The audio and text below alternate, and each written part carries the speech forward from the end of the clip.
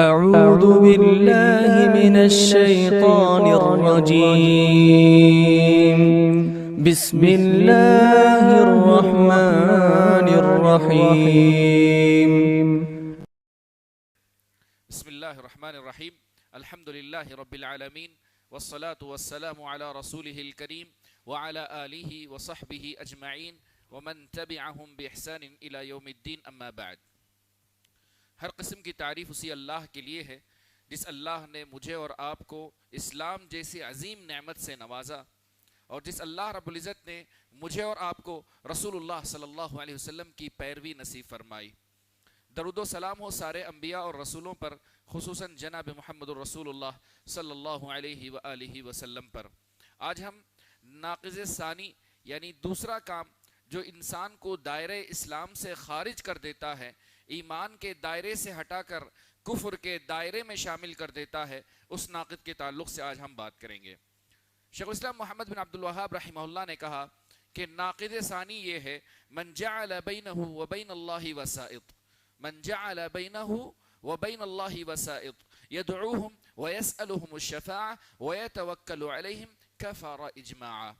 جس نے اپنے اور اللہ کے درمیان واسطے اور وسیلے بنائے، ان واسطوں کو بلاتا ہو اور ان واسطوں سے سفارش مانگتا ہو، سفارش طلب کرتا ہو، ان پہ بھرپور بھروسہ کرتا ہو، یقین رکھتا ہو، ان پہ توکل کرتا ہو، ایسا شخص باتفاق رائے کافر ہو گیا۔ دوبارہ میں کہتا ہوں، جس شخص نے اپنے اور اللہ کے درمیان واسطے اور وسیلے بنائے اور ان وسیلوں کو مانگتا ہے، یعنی ان سے دعائیں کرتا ہے، ان سے سفارش طلب کرتا ہے، اور ان کے ذریعے سے ان سے مباشرتاً مانگتا ہے، سفارش طلب کرتا ہے، اور ان پر بھرپور یقین رکھتا ہے، توکل کرتا ہے، ایسا شخص بے اتفاق رائے کافر ہو جاتا ہے۔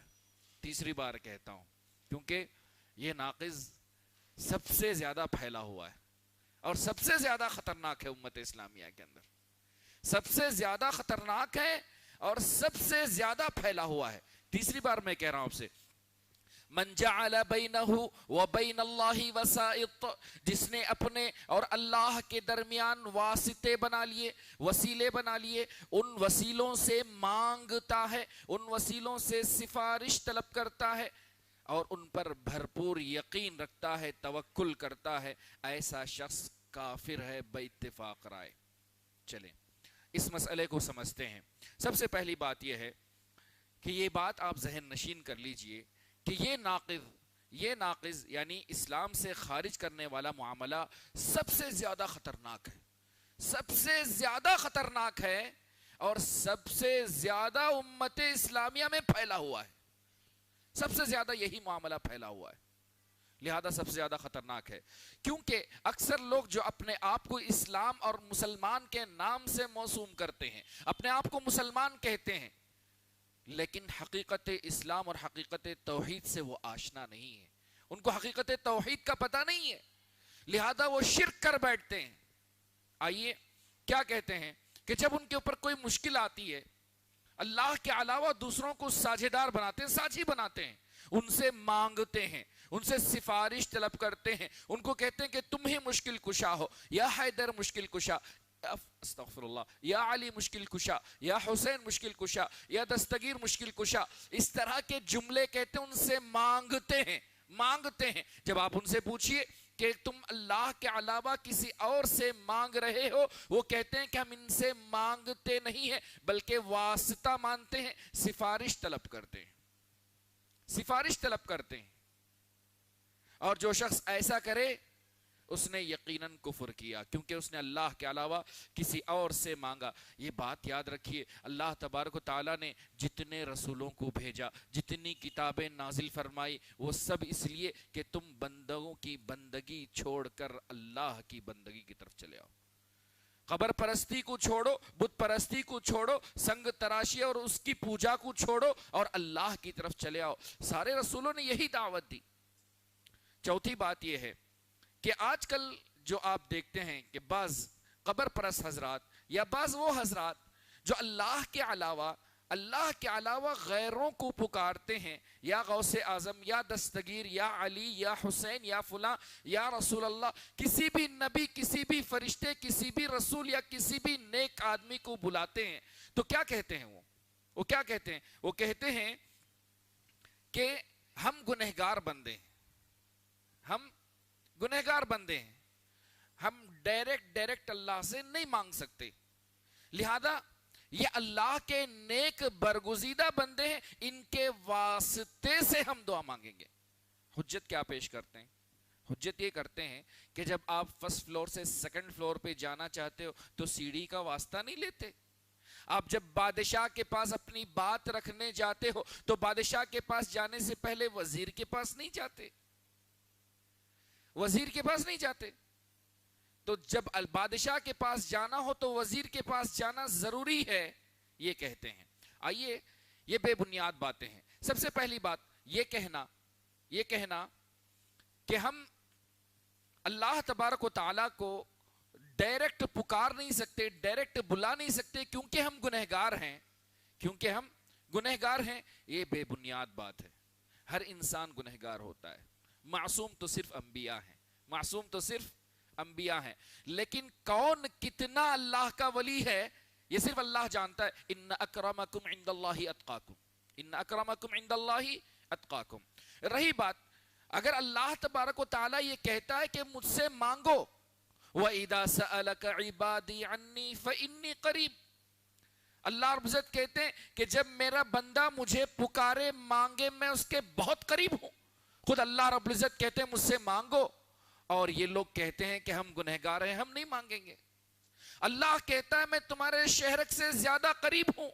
وَقَالَ رَبُّكُمُ ادْعُونِي أَسْتَجِبْ لَكُمْ، مجھے پکارو میں تمہاری پکار کو سنتا ہوں، اللہ کہتا ہے۔ اور بندے کہتے ہیں کہ ہم گنہگار ہیں، ہم تجھے نہیں پکاریں گے۔ سراسر بے بنیاد بات ہے۔ لہذا ہم اللہ کو پکارتے اس لیے ہیں کہ ہمارے گناہ معاف کرے، ہم اللہ کو بلاتے اس لیے کہ ہمارے گناہوں کو معاف کرے۔ ہم گنہگار ہیں، لہذا اللہ کو مانگتے ہیں، اللہ سے پکارتے ہیں، کہتے ہیں پروردگارہ ہمارے گناہوں کو معاف فرما، آمین یا رب العالمین۔ دوسری بات یہ کہنا کہ ہم جب کسی بادشاہ کے پاس جاتے ہیں تو وزیر کا واسطہ لے کر جاتے ہیں، وزیر کے وسیلے سے جاتے ہیں، ڈائریکٹ نہیں جاتے۔ یہ بات بڑی ہی بے بنیاد بات ہے اور بڑی ہی احمقانہ بات ہے۔ کیوں ایسی ہے؟ میں کئی وجہ بتاتا ہوں۔ سب سے پہلے، اللہ تبارک و تعالیٰ کے لیے مثال دینا جائز نہیں ہے۔ فَلَا تَضْرِبُوا لِلَّهِ الْأَمْثَالِ، اللہ کے لیے مثالیں بیان مت کرو، اللہ کے لیے تم مثالیں مت بیان کیا کرو۔ کیا ایک بادشاہ اور اللہ رب العزت دونوں برابر ہو سکتے ہیں؟ کبھی نہیں۔ خالق اور مخلوق کبھی برابر نہیں ہو سکتے۔ دنیا کا کسی بھی قسم کا بادشاہ تم لے لو، اللہ کی بادشاہت کو کبھی نہیں پہنچ سکتا۔ لہذا اللہ تبارک و تعالیٰ خالق ہے، اس کے لیے کسی ایک مخلوق کے برابر مثال دینا درست نہیں ہے۔ درست ہے؟ نہیں ہے۔ اگر آفس میں جنرل ڈائریکٹر کو اور ایک کلرک کو دونوں کو برابر کر دیا جائے سیلری میں تو ہنگامہ کھڑا ہو جائے گا۔ یہاں خالق اور مخلوق کو برابر کیا جا رہا ہے۔ اللہ رب العزت خالق ہے، دنیا کا کوئی بھی بادشاہ ہو مخلوق ہے، اللہ کی ایک مخلوق ہے۔ لہذا خالق اور مخلوق کی مثال اور قیاس آرائی ہو ہی نہیں سکتی۔ دوسری بات یہ ہے کہ دنیا کا کون سا بھی بادشاہ، کیسا بھی بادشاہ ہو، دنیا کا کوئی بھی بادشاہ ہو، اپنے پاس وزیر رکھتا ہے نا؟ کیوں رکھتا ہے؟ اس لیے کہ اس کی سیاست اور اس کے معاملے کو، حکومت کے معاملے کو چلانے کے لیے تدبیر کی ضرورت ہوتی ہے۔ ایک مدبر چاہیے، عقل مند چاہیے، ایک بیربل چاہیے ہوتا ہے، مدبر کی ضرورت ہوتی ہے۔ لہذا اپنے پاس چالاک لوگوں کو رکھتا ہے تاکہ لوگوں کی بات اس تک پہنچائیں اور اس کے معاملات کو نپٹائیں۔ اور اللہ رب العزت کے لیے کسی وزیر کی ضرورت نہیں، بڑا بے نیاز ہے اللہ تبارک و تعالیٰ۔ اللہ تبارک و تعالیٰ بڑا بے نیاز ہے، اسے کسی وزیر کی ضرورت نہیں ہے۔ اس کے معاملات کو چلانے کے لیے کسی مدبر کی ضرورت نہیں، کیونکہ وہ خود مدبر ہے، وہ ساری چیزوں کا مدبر ہے، مصرف ہے، مالک ہے، ملیک ہے وہ۔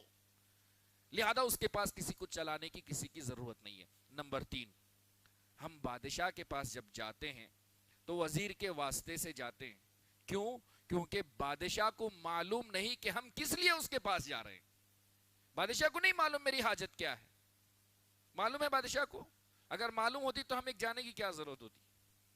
بادشاہ کو معلوم نہیں ہماری حاجت کیا ہے، لیکن جو رب الارباب ہے، اللہ رب العزت کی ذات ہے، اسے ہمارے دلوں کی پوشیدہ بات بھی پتا ہے، اس کو پتا ہے کہ ہماری حاجت کیا ہے، لہذا کسی وزیر کی ضرورت ہی نہیں، کسی وزیر کی ضرورت نہیں ہے اس کو۔ تو لہذا ایک بادشاہ اور ایک اللہ کی مثال دینا بالکل غلط ہے۔ نمبر 4، اگر کوئی انسان یہ کہتا ہے کہ اللہ کو پکارنے کے لیے، اللہ کی عبادت کے لیے ایک وزیر کی ضرورت ہے، گویا کہ وہ اللہ کی شان میں توہین اور تنقیص کرتا ہے، اللہ کی شان میں توہین اور تنقیص کرتا ہے۔ وہ یہ سمجھتا ہے کہ اللہ کے پاس جانے کے لیے ایک آدمی کی ضرورت ہے، کیونکہ اللہ تبارک و تعالیٰ کو اپنے معاملات نپٹانے نہیں آتے۔ اعوذ باللہ من الشیطان الرجیم۔ سبحان اللہ، اللہ ہر قسم کے عیب سے پاک ہے۔ اللہ کو کسی وزیر کی ضرورت نہیں، کسی مشیر کی ضرورت نہیں، کسی مدبر کی ضرورت نہیں۔ نمبر 5، لوگ یہ سمجھتے ہیں کہ بادشاہ کے پاس جاتے ہیں تو بادشاہ کام کرتا ہے۔ بادشاہ کب کام کرتا ہے؟ جب اس کے پاس کوئی مفاد ہو یا دباؤ ہو، پریشر ہو، تبھی کام کرتا ہے رعایا کے لیے۔ رعایا کے لیے کام کب کرتا ہے؟ ٹیکس دیتے ہیں تب روڈ اچھے ہوتے ہیں، تب روڈ اچھے ہوتے ہیں، ورنہ خامخواہ کوئی آپ کی گلی میں لائٹ کیوں لگاتا ہے؟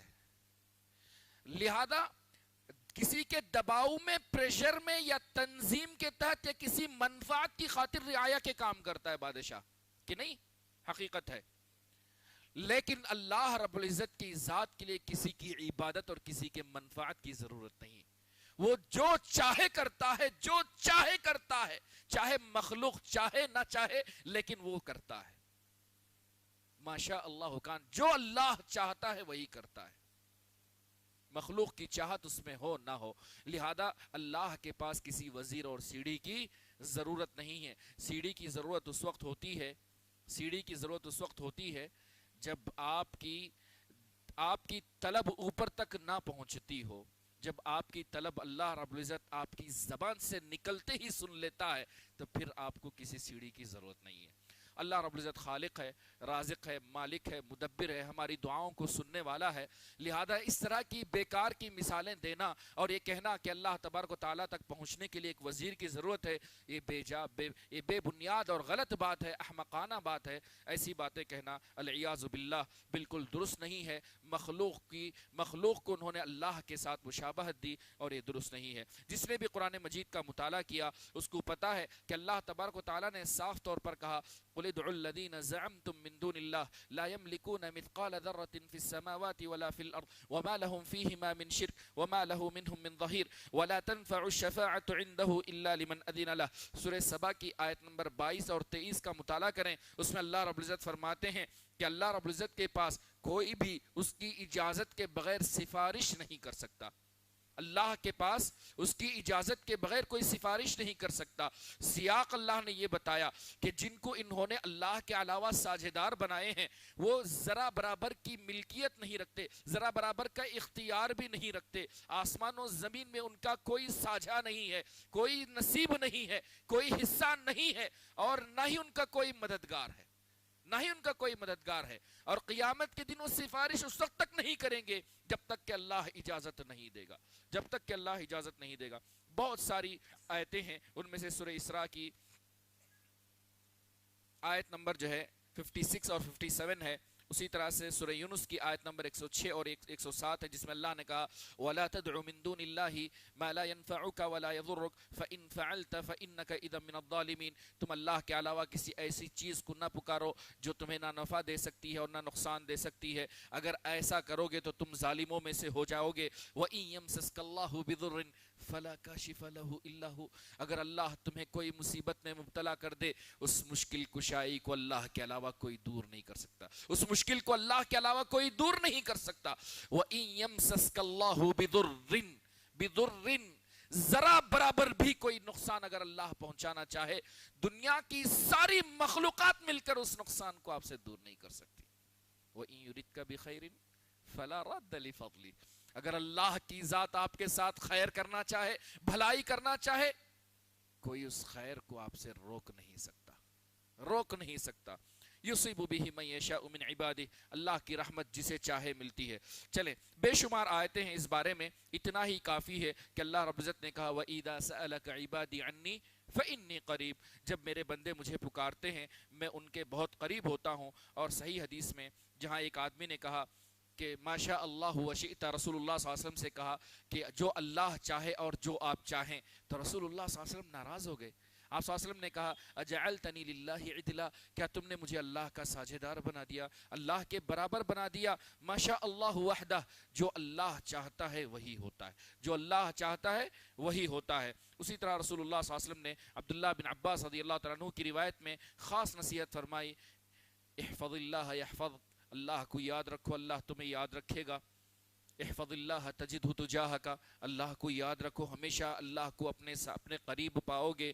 اذا سألت فاسأل اللہ، جب مانگو تو صرف اللہ سے مانگو، اور جب تم مدد طلب کرو تو صرف اللہ سے مدد طلب کرو۔ وعلم، یہ جان لو کہ ساری امت اکٹھی ہو جائے کہ تمہیں کوئی نفع پہنچائے تو کبھی نفع نہیں پہنچا سکتی جب تک کہ اللہ کی مرضی نہ ہو، اور ساری امت اکٹھی ہو جائے تمہیں نقصان پہنچانا چاہے تو کبھی نقصان نہیں پہنچا سکتے جب تک کہ اللہ کی مرضی نہ ہو۔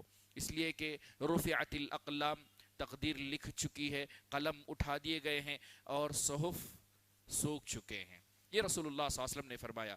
تو لہذا یہاں یاد رکھیں، ایک اچھی سی بات ہے اس بات کو ختم کرنے سے پہلے، وہ یہ ہے کہ دنیا میں کس تعلق سے، یہ جو سبب وسیلہ بنانے کے تعلق سے ایک اچھی سی بات شیخ الاسلام ابن تیمیہ رحمہ اللہ نے نقل کی ہے، وہ بتانا چاہتا ہوں، تھوڑا سا غور طلب ہے، تھوڑا سا غور طلب ہے، ٹھیک ہے انشاءاللہ۔ پہلی بات یہ ہے کہ مومن یہ یقین رکھتا ہے کہ دنیا میں کچھ اسباب اللہ نے بنائے ہیں، اللہ نے کچھ اسباب بنائے ہیں، اسباب کے بغیر کچھ چیزوں کو اللہ نے نہیں پیدا کیا، سبب کے ساتھ پیدا کیا، اس بات کا یقین رکھتا ہے۔ اور یہ بھی ہے کہ اللہ رب العزت ہر چیز کا مالک ہے، خالق ہے، اللہ رب ہے، ہر چیز کو پھیرنے والا، الٹ پھیر کرنے والا، اس کا ہر چیز کا اختیار اسی اللہ کے ہاتھ میں ہے۔ یہ بھی انکار نہیں کرتا مومن کہ اللہ تبارک و تعالیٰ نے کچھ اسباب کو پیدا کیا۔ ایک چھوٹی سی مثال میں دیتا ہوں، بارش آتی ہے، بارش اللہ رب العزت نازل فرماتے ہیں، جب بارش نازل ہوتی ہے تو اللہ تبارک و تعالیٰ اس سے زمین کو ہری بھری کرتا ہے، زمین سے پودے نکل آتے ہیں۔ تو بارش اللہ رب العزت کے حکم سے، مرضی سے ایک سبب ہے پودے اناج اگنے کا۔ جس زمین میں بارش نہیں ہوتی اس زمین میں اناج نہیں اگتا۔ آپ ہمارے ہی کرناٹک میں ایک شہر جانتے ہیں بಳ್ಳاری، بಳ್ಳاری میں بہت کم بارش ہوتی ہے، اس لیے وہاں ہریالی کم ہے، لیکن اسی سے اطراف 150-200 کلومیٹر آپ چلے جائیں، اللہ کی رحمت ہے، تو وہاں آپ دیکھتے ہیں کہ اتنا سرسبز علاقہ ہے، شیموگا اور اس کے اطراف کا علاقہ زیادہ دور نہیں ہے بಳ್ಳاری سے، ہاسپیٹ کا علاقہ زیادہ دور نہیں ہے، لیکن سرسبز و شاداب ہے کہ نہیں؟ ٹی بی ڈیم کتنی دور ہے؟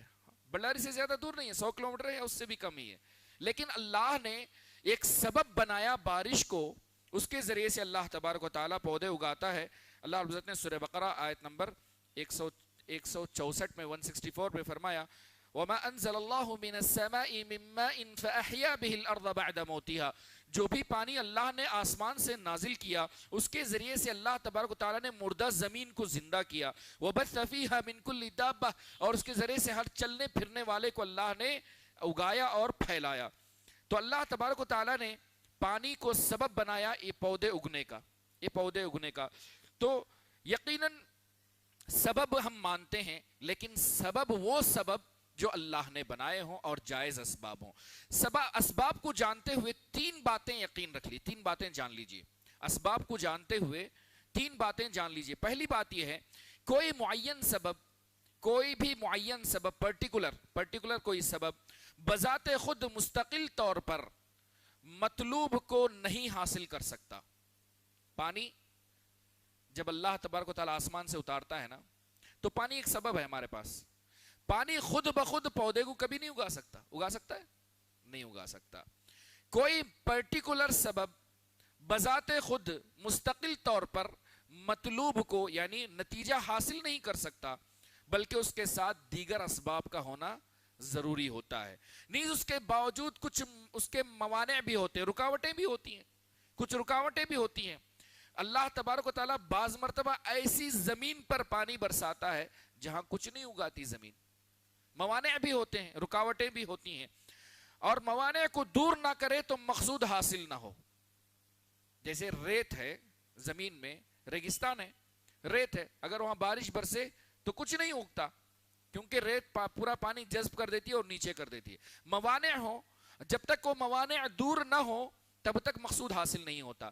تو اتنا جان لیجئے, مین پوائنٹ یہ ہے, کوئی بھی سبب بذات خود مقصود حاصل نہیں کر سکتا جب تک کہ اللہ کی مرضی نہ ہو, جب تک کہ اللہ کی مرضی نہ ہو. ٹھیک ہے. دوسری بات یہ ہے, یہ اعتقاد رکھنا جائز نہیں ہے کہ کوئی بھی چیز بغیر علم کے سبب ہے. یہ ماننا کہ کوئی بھی چیز بغیر علم کے کہ وہ سبب ہے, یہ درست نہیں ہے, کیونکہ اس کا علم ہونا چاہیے کہ یہ سبب ہے, اس کا علم ہونا چاہیے کہ یہ سبب ہے. جیسے شریعت میں ایک اس کی واضح مثال دی گئی, نظر و نیاز مانتے ہیں. شریعت میں منع کیا گیا کہ نظر مت مانو, کیونکہ نظر سے کوئی چیز حاصل نہیں ہوتی, بس اللہ بخیل سے کچھ مال نکلوا لیتا ہے. صحیحین کی روایت ہے کہ نظر سے کوئی چیز حاصل نہیں ہوتی. لیکن اگر کوئی شخص یہ عقیدہ رکھے, میں پوائنٹ پہ آ رہا ہوں, اگر کوئی شخص یہ عقیدہ رکھے کہ نظر ماننے سے میں کالج میں پاس ہو گیا, نظر ماننے سے میرے بزنس میں برکت ہو گئی, نظر ماننے سے میرے ہاں اولاد ہو گئی, تو اس نے غلط کیا. کیونکہ کسی چیز کو سبب بغیر علم کے ماننا یہ درست ہے. رسول اللہ صلی اللہ علیہ وسلم نے صاف طور پر منایا کہ نظر مت مانو, کیونکہ نظر سے کچھ حاصل نہیں ہوتا, اللہ بخیل سے کچھ مال نکلوا دیتا ہے. لیکن کوئی یہ سمجھے کہ میرے نظر ماننے سے فلاں چیز ہو جائے گی, میں صدقہ کروں تو میرا بیمار شفایاب ہو جائے گا, تو غلط سوچتا ہے. تیسری بات, دینی اعمال میں سے کسی کو سبب بنانا درست نہیں ہے. کیوں؟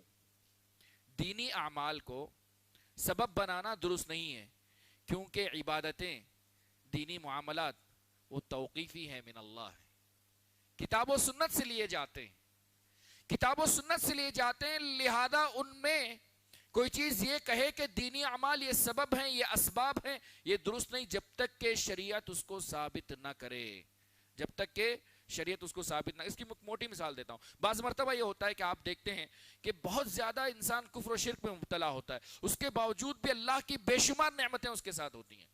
بعض مرتبہ انسان کفر و شرک کے اندھیرے میں گھسا ہوا ہوتا ہے, جادو کرتا ہے, بہت ساری غلط چیزیں کرتا ہے, پھر بھی شیطان اس کا ساتھ دے رہا ہوتا ہے.